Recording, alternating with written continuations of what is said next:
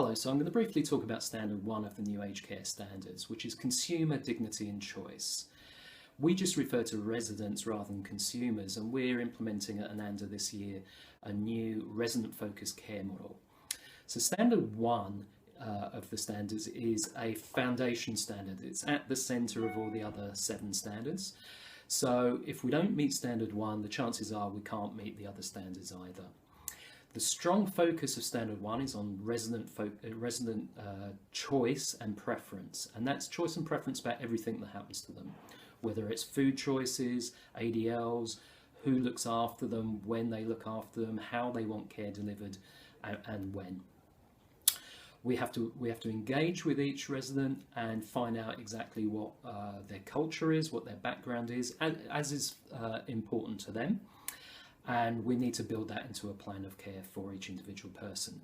So where in the past we've provided meals at certain times, we've provided them in certain places, there's been a choice, but it's been a choice of 1 or 2 things, and where we've provided activities at certain times in certain locations, that doesn't necessarily meet the requirements of every individual resident. And the consumer outcome for Standard 1 is stated as I am treated with dignity and respect and can maintain my identity. I can make informed choices about my care and services and live the life I choose. So every consumer, every resident must be able to say that for us to pass this standard. So it's very different to the current standards. We have to work with each and every individual resident, and we have to know what's important to them. To do that, we have to tap into something called cultural safety, which is a new term within the standards. And cultural safety just means everyone's an individual, we're all individuals, and what makes us tick is different to everyone else. We have to know as far as is possible and as far as the resident wants us to know what is important for them. So that could be about their history, their background, their culture, their religious background, and their sexuality. Within the standards, diversity is very strongly embedded within Standard 1. So we are a multicultural staff workforce at Ananda, and certainly a multicultural resident population. But we have to work harder about not just providing cultural days throughout the year, which we do very well, but what is important to the culture of each individual resident? What can we provide more for each resident to meet their cultural, spiritual or sexual background and history? We've started to provide multi-faith areas. There's certainly one in Findon already, and we're going to provide one at Hope Valley for staff to pray in if they wish to, or to go to as a quiet area, a contemplation area, and certainly for the residents as well. The other thing, I guess, in Standard 1 that is new is something called dignity of risk.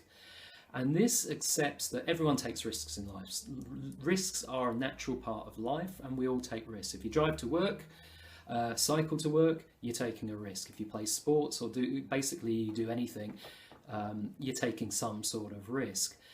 And that should be the case with the aged care population as well, within certain limits, obviously. But previously, I guess we've erred too far on the safety aspects of care, and perhaps have constrained some things that residents would like to do, which would make them happy and increase their quality of life, for fear of things like falls. So in terms of dignity of risk, we need to take each activity or situation on a case-by-case basis and work with the resident to meet that need where we can. But certainly already we've opened up the doors, particularly at Hope Valley. We've opened up the doors at both memory support units to allow freedom of movement for our residents, and that's working really well. And we have examples where residents are now helping the maintenance team by doing jobs, and we're providing meaningful activity for those residents, and they're feeding back that they really appreciate being involved in those things, because it makes them feel worthwhile and important, and that's part of our role at Ananda, is to do that, not just to look after people and ensure their safety, which we still need to do, but to promote their well-being and quality of life. So Standard 1's a big standard. We're doing a lot of things in this area, but you'll understand some of the changes we're making is because we can no longer say to residents, you can't do that, or we don't do that here, or we haven't got that here. We may not right now, but if a resident is feeding back to us that they're not happy about something, or they want their preference and choice is not being met, we need to take that on board and address that as much as we possibly can. So from a staff point of view, we do encourage feedback through the verbal feedback forms or the blue forms from residents. So please do actively provide that feedback when you can. All right, so that's basically in a nutshell Standard 1. I'll leave you now and we'll pick up on Standard 2 shortly.